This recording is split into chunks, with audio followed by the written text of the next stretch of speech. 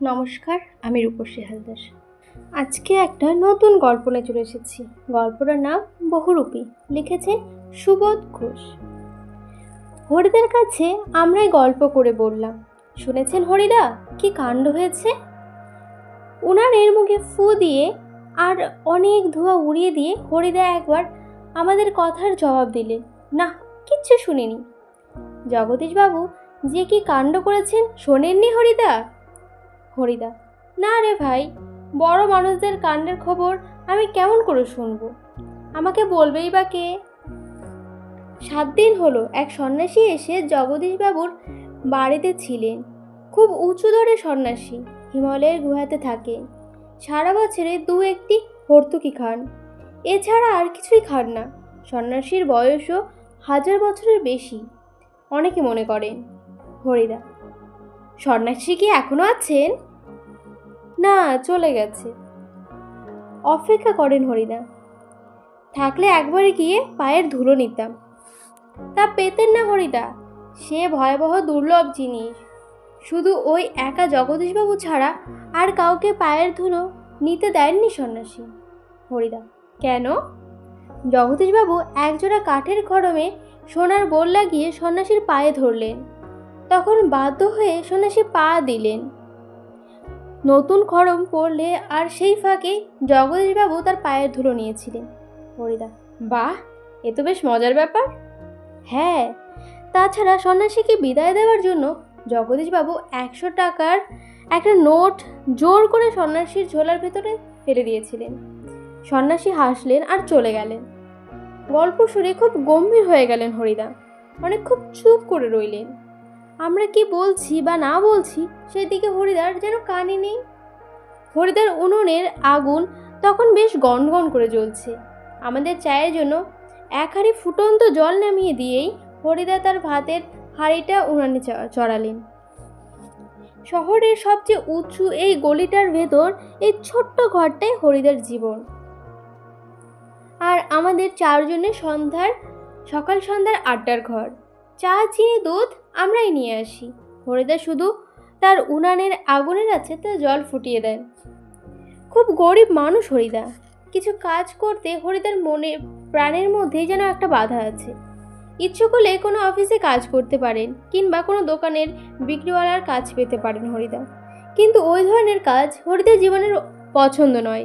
একেবারে ঘড়ির কাঁটার সঙ্গে সময় বেঁধে নিয়ে তার জীবন নিয়ে রোজ ওই চাকরির কাজ করতে যাওয়া হরিদার পক্ষে সম্ভব নয়।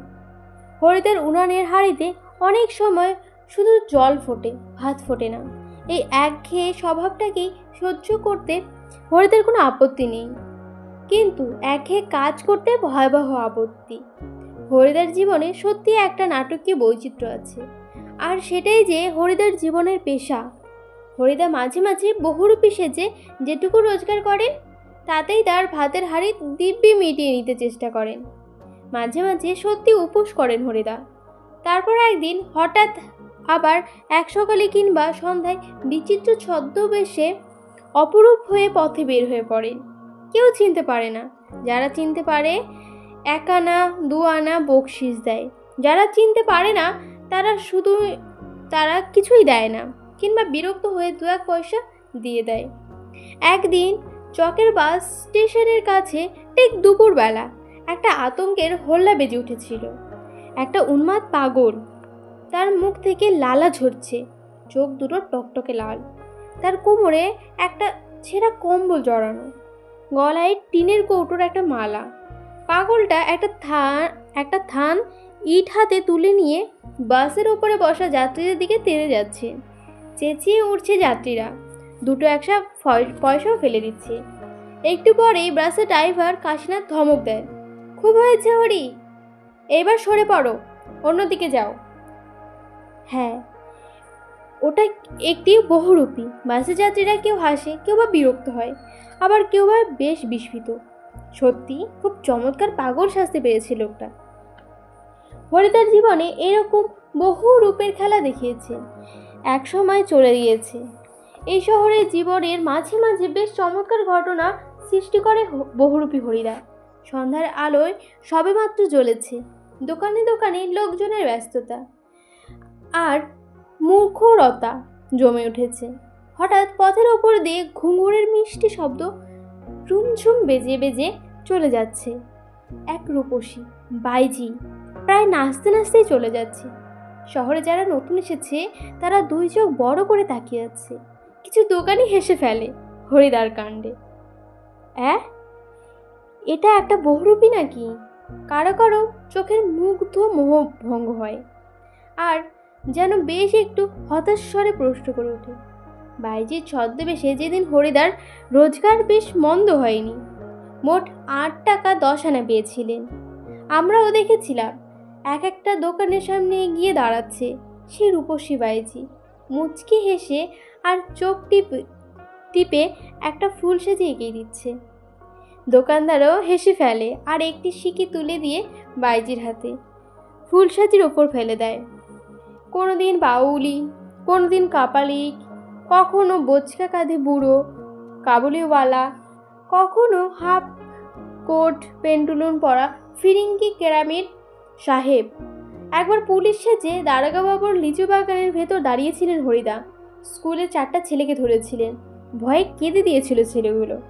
আর স্কুলের মাস্টারমশাই এসে সেই নকল পুলিশের কাছে ক্ষমা চেয়েছিল, এবারের মতো মাফ করে দিয়ে ওদের। কিন্তু 8 আনা ঘুষ নিয়ে তারপর মাস্টারের অনুরোধ রক্ষা করেছিলেন সেই নকল পুলিশ হরিদা। পরদিন অবশ্য স্কুলের মাস্টারমশাই জানতে আর বাকি থাকেননি কাকে তিনি 8 আনা ঘুষ দিয়েছিলেন। কিন্তু মাস্টারমশাই একটু রাগ করেনি, বরং একটু তারিফই করেছিলেন। বাহ, সত্যি খুব চমৎকার পুলিশ এসেছিল সে। আজ এখন কিছু মানুষ ঠিক বুঝতে পারছি না হরিদা তো গম্ভীর হয়ে গেছেন কিভাবে। সন্ন্যাসীর গল্পটা শুনে কি হরিদার মাথায় নতুন কোনো মতলব ছটফট করে উঠছে? ঠিকই, আমাদের সন্দেহ মিথ্যা নয়। হরিদা বললেন, আজ তোমাদের একটা জবর খেলা দেখাবো। আমাদের দেখিয়ে আপনার লাভ কি হরিদা? আমাদের কাছে একটা সিগারেটের চেয়ে আর বেশি কিছু পাবেন না। হরিদা, না, ঠিক তোমাদেরকে দেখাবো না।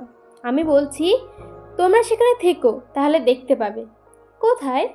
হরিদা, আজ সন্ধ্যায় জগদীশবাবুর বাড়িতে। হঠাৎ জগদীশবাবুর বাড়িতে খেলা দেখাবার জন্য আপনার এত উৎসাহ জেগে উঠলো কেন? হরিদা হাসেন, মোটা মতন কিছু আদায় করে নেব। বুঝতেই তো পারছো, পুরো দুনিয়াটার রূপ ধরে ঘুরে বেড়ালেও 2-3 টাকার বেশি পাওয়া যায় না। একবার বাইজি সেজে অবশ্য বেশ কিছু পেয়ে গেছিল, কিন্তু হতেই বা আর কি। ঠিক বলেছেন হরিদা, সপ্তাহে বড় জোর 1-2 দিন বহুরূপী সেজে পথে বের হন হরিদা, কিন্তু তাতে 7 দিনের পেট চালাবার মতো রোজগার হয় না। হরিদা বলেন, না, এবার আর কাঙ্গালের মতো হাত পেতে বকশিস নেওয়া নয়। এবার মারি তো হাতি, লুটি তো ভাণ্ডার, একেবারে যা ঝেলে দেব তাতে আমার সারা বছর চলে যাবে। কিন্তু সে কি করে সম্ভব? জগদীশবাবু ধনী মানুষ বটে, কিন্তু খুব কৃপণ মানুষ। হরিদা একটা যোগী সন্ন্যাসী কিংবা বৈরাগী সাজতে দেখে কত বা খুশি হয়ে দেবেন জগদীশবাবু? আর খুশি হলেই বা কত আনার বকশিস দেবেন? 5 আনার বেশি তো নয়। হরিদা বলেন, তোমরা যদি দেখতে চাও তবে আজ ঠিক সন্ধ্যাবেলায় জগদীশবাবুর বাড়িতে থেকো। আমরা বললাম, থাকবো। আমাদের স্পোর্টের চাঁদা নেবার জন্য আজ ঠিক সন্ধ্যাতে জগদীশবাবুর বাড়িতে যাব। এবার হচ্ছে 2 নম্বর পর্বটা। বড় চমৎকার আজকে সে সন্ধ্যার চেহারা। আমাদের শহরের গায়ে কতদিন তো চাঁদের আলো পড়েছে, কিন্তু কোনোদিন তো আজকের মতো এমন একটা স্নিগ্ধ ও শান্ত উজ্জ্বলতা কখনো চারিদিকে এমন সুন্দর হয়ে ফুটে ওঠেনি। ফুরফুর করে বাতাস বইছে। জগদীশবাবুর বাড়ির বাগানের সব গাছের পাতাও ছিঁড়ছিঁড় শব্দ করে যেন বলতে চাইছে জগদীশবাবুর বাড়ির বারান্দাতে মস্ত একটা আলো জ্বলছে। সে আলোর কাছে একটা চেয়ারের উপর বসে আছেন জগদীশবাবু। সাদা মাথা, সাদা দাড়ি, সৌম্য শান্ত ও জ্ঞানী মানুষ জগদীশবাবু। আমরা আমাদের স্পোর্টের চাঁদের খাতাটি জগদীশবাবুর হাতে তুলে দিয়ে দাঁড়িয়ে আছি। চমকে উঠলে জগদীশবাবু। বারান্দার সিঁড়ি দিয়ে তাকিয়ে জগদীশবাবু 2টি বিস্মিত চোখ অপলক হয়ে গেল। আমরাও চমকে উঠছি বইকি।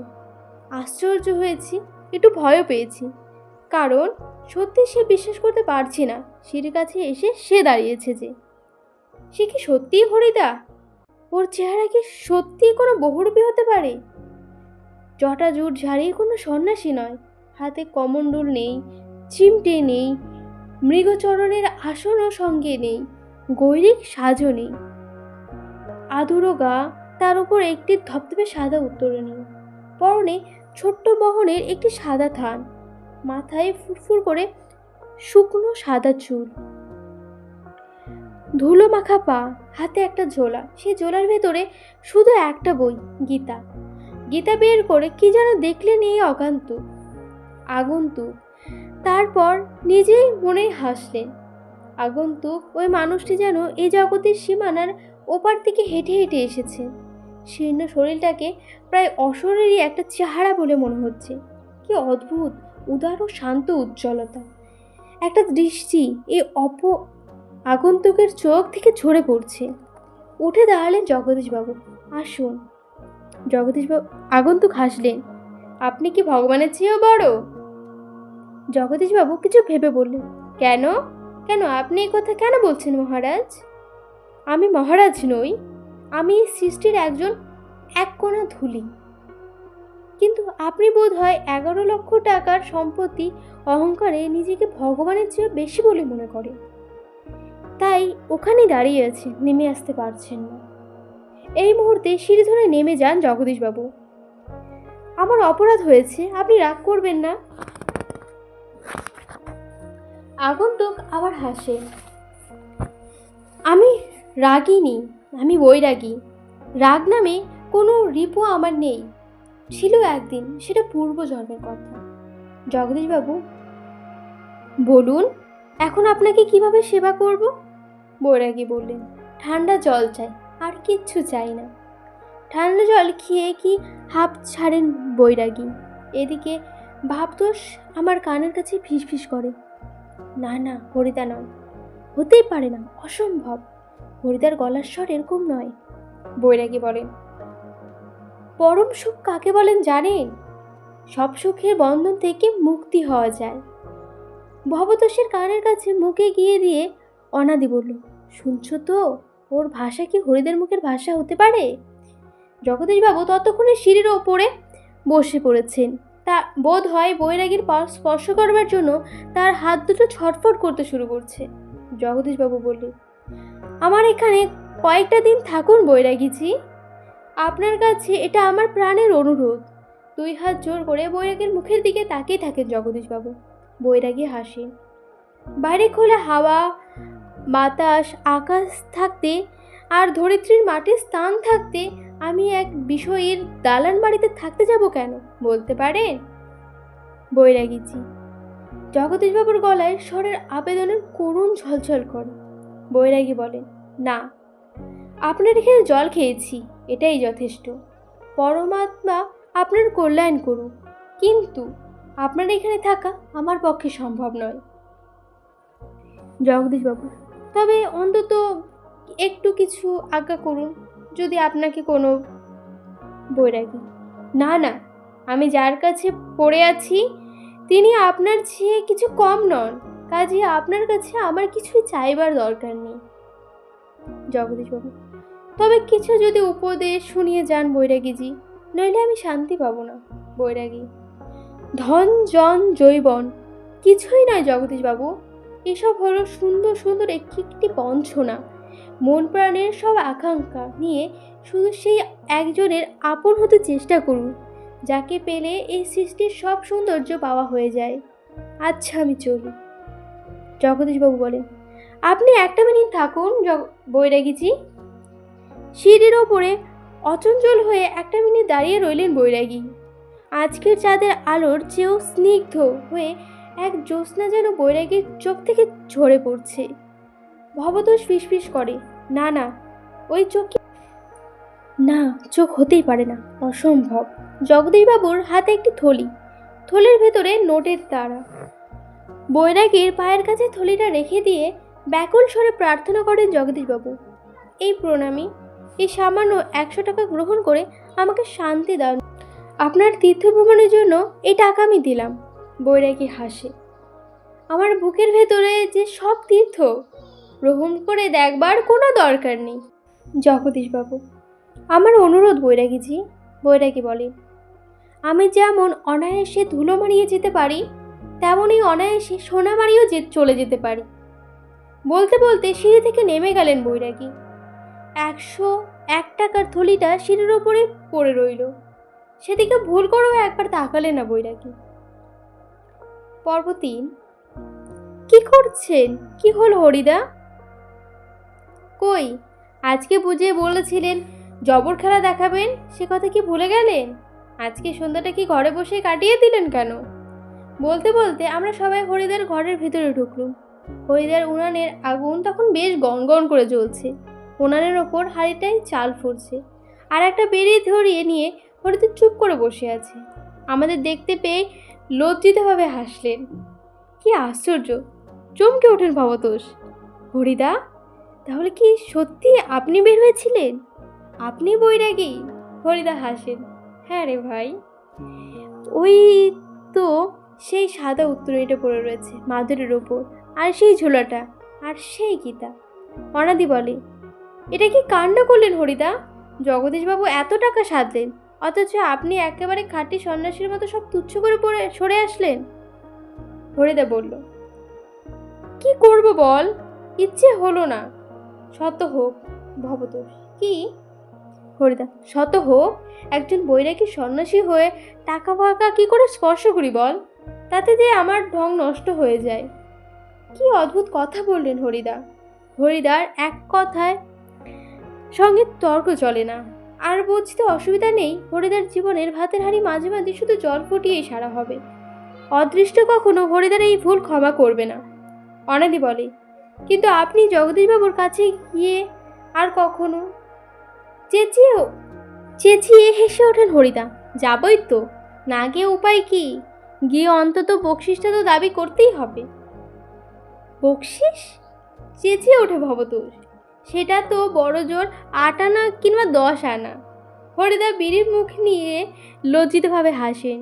কি আর করা যাবে বল, খাঁটি মানুষ তো নই। এই বহুরূপীর জীবন, এর চেয়ে বেশি কি বা আশা করতে পারি? তো গল্পটা এখানে শেষ হয়ে গেল। গল্পটা কেমন লাগছে আপনি অবশ্যই জানাবেন। এখানে হরিদার চরিত্রগুলো ভীষণ সুন্দর ছিল, তার বহুরূপী সাজও অসাধারণ, আর মানসিক যে চিন্তাধারা রয়েছে তার, সেটা তো কোনো তুলনাই হয় না। তো গল্পটা কেমন লাগলো অবশ্যই জানাবেন, আমাকে কমেন্ট করবেন, একটা লাইক করে দেবেন, সাবস্ক্রাইব করে দেবেন। আসছি আজকে, ভালো থাকবেন।